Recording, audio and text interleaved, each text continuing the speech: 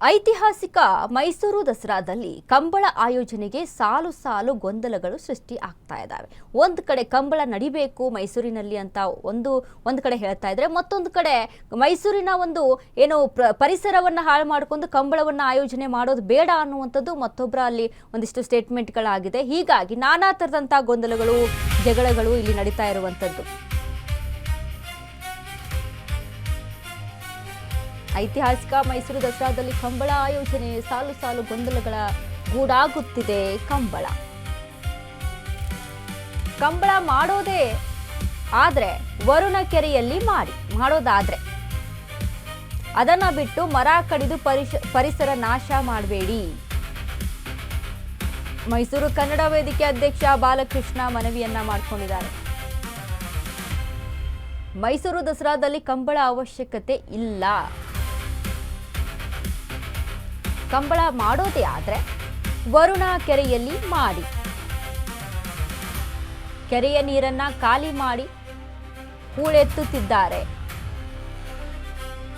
ಅಲ್ಲೇ ಕಂಬಳ ಮಾಡಿ ಎಂದು ಬಾಲಕೃಷ್ಣ ಮನವಿಯನ್ನ ಮಾಡಿಕೊಂಡರು.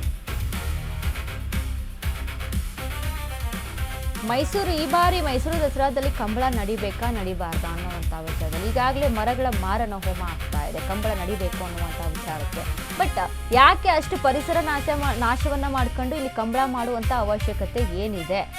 ಬೇಡ, ಕಂಬಳ ಆಗೋದಿಲ್ಲ ಅಂತ ಅಂದ್ರೆ ಬೇಡ. ಒಂದು ವೇಳೆ ಮಾಡೋದಾದ್ರೆ ವರುಣ ಕೆರೆ ಇದೆ, ಅಲ್ಲಿ ಮಾಡ್ಕೊಳ್ಳಿ. ಬಟ್ ಪರಿಸರವನ್ನ ನಾಶ ಮಾಡಿ ಕಂಬಳ ಆಯೋಜನೆ ಮಾಡೋ ಅವಶ್ಯಕತೆ ಇಲ್ಲ.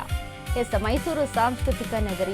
ದಸರಾದಲ್ಲಿ ಎಲ್ಲೆಲ್ಲಿ ಯಾವ್ಯಾವ ಕಲ್ಚರ್ ಇದೆ, ಕರ್ನಾಟಕದಲ್ಲಿ ಎಲ್ಲೆಲ್ಲಿ ಯಾವ್ಯಾವ ಜಿಲ್ಲೆಯಲ್ಲಿ ಏನೇನು ಕಲ್ಚರ್ ಇದೆ ಅವೆಲ್ಲವೂ ಕೂಡ ಪ್ರದರ್ಶನ ಆಗುತ್ತೆ. ಕರಾವಳಿ ಭಾಗದ ಕಲ್ಚರ್ ಕೂಡ ಪ್ರದರ್ಶನ ಆಗುತ್ತೆ. ಯಕ್ಷಗಾನ ಆಗಿರ್ಬೋದು, ಕಂಬಳ ಕೂಡ ಆಗಿರ್ಬೋದು, ಅದನ್ನು ಕೂಡ ಪ್ರದರ್ಶನ ಮಾಡಲಾಗುತ್ತೆ.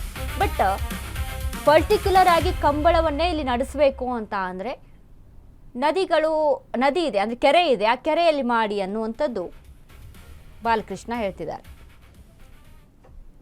ಅದು ಕರ್ನಾಟಕದಲ್ಲೇ ಇರೋದು. ನಮ್ಮ ಮೈಸೂರಿನಲ್ಲಿ ಈ ಕಂಬಳಾಗಿ ಈಗಾಗಲೇ ಕೆಲವರು ವಿರೋಧ ವ್ಯಕ್ತಪಡಿಸಿದ್ದಾರೆ. ಯಾಕೆ ಅಂದರೆ ಆ ಸೂಚಿಸಿರುವಂಥ ಜಾಗ ಅದು ಪರಿಸರಕ್ಕೆ ತೊಂದರೆ ಆಗುತ್ತೆ ಮತ್ತು ಸುಮಾರು ಪ್ರಾಬ್ಲಮ್ಗಳಾಗುತ್ತೆ. ಅದಕ್ಕೋಸ್ಕರ ನಾವೇನು ಹೇಳ್ತಾ ಇರೋದಂದರೆ, ಈಗ ವರ್ಣ ಕೆರೆ ಖಾಲಿಯಾಗಿದೆ, ಬತ್ತೋಗಿದೆ. ಈಗ ಕೆರೆ ನೀರು ತುಂಬಬೇಕು ಅಂದರೆ ದೂರ ಮಳೆ ಬರಬೇಕು. ಸದ್ಯಕ್ಕೆ ಮಳೆ ಇಲ್ಲ. ನೀವು ದಯವಿಟ್ಟು ತಾವು ಏನು ಮಾಡ್ತೀರೋ ಅಲ್ಲಿ ಮಾಡಿ. ಈಗಾಗಲೇ ಉಳು ತೆಗಿಸ್ತಾ ಇದ್ದೀರಿ. ಇಲ್ಲಿ 8 ಕೋಟಿ ಖರ್ಚು ಮಾಡಬೇಕು, ಅಲ್ಲಿ ಏನು 8 ಕೋಟಿ ಖರ್ಚು ಮಾಡೋಂಗಿಲ್ಲ. ನೀವು ಬರೀ 1 ಕೋಟಿ ಒಳಗೆ ಆಗುತ್ತೆ. ಆಮೇಲೆ ವಿಶಾಲವಾಗಿ ಜಾಗ ಇದೆ, ಪಾರ್ಕಿಂಗ್ ಎಲ್ಲ ಇದೆ, ಲಕ್ಷಾಂತರ ಜನ ಕೂತ್ಕೊಳ್ಳೋಕೆ ಎಲ್ಲದಕ್ಕೂ ಜಾಗ ಇದೆ. ಮತ್ತು ನೀರು ಕೂಡ ಅಷ್ಟೇ. ಇಲ್ಲಿ ನೀವಿಲ್ಲ ಒಂದು 30-40 ಸಾವಿರ ನೀರಲ್ಲಿ ಇಲ್ಲಿ ಡಂಪಿಂಗ್ ಮಾಡಬೇಕು ನೀವು ಸೂಚಿಸಿರೋ ಜಾಗದಲ್ಲಿ. ಆದರೆ ಆ ಜಾಗದಲ್ಲಿ ಕೇವಲ 5-10 ಸಾವಿರ ಕ್ಯೂಸೆಕ್ ನೀರು ಹಾಕಿದ್ರೆ ಸಾಕು. ಅಲ್ಲೇ ಸ್ವಲ್ಪ ನೀರಿದೆ, ಆ ನೀರು ಈ ನೀರು ಸೇರಿಸಿದ್ರೆ ಕ್ಲೀನಾಗಿ ಆಗುತ್ತೆ ಜಾಗ. ಮತ್ತು ಅದಕ್ಕೋಸ್ಕರ ನಾನು ಹೇಳ್ತಾ ಇರೋದು, ನಾನು ಮುಖ್ಯಮಂತ್ರಿಯವರಲ್ಲಿ ಮತ್ತು ನಮ್ಮ ಜಿಲ್ಲಾ ಉಸ್ತುವಾರಿ ಒಂದು ಮನವಿ ಮಾಡ್ತೀನಿ. ಈಗಾಗಲೇ ಏನು ಕಂಬಳ ಏನಿದೆ ಅದು ಕೂಡ ನಮ್ಮ ಕರಾವಳಿ ಬಿದ್ದಿದೆ, ಅದು ಕರ್ನಾಟಕದಲ್ಲೇ ಇರೋದು.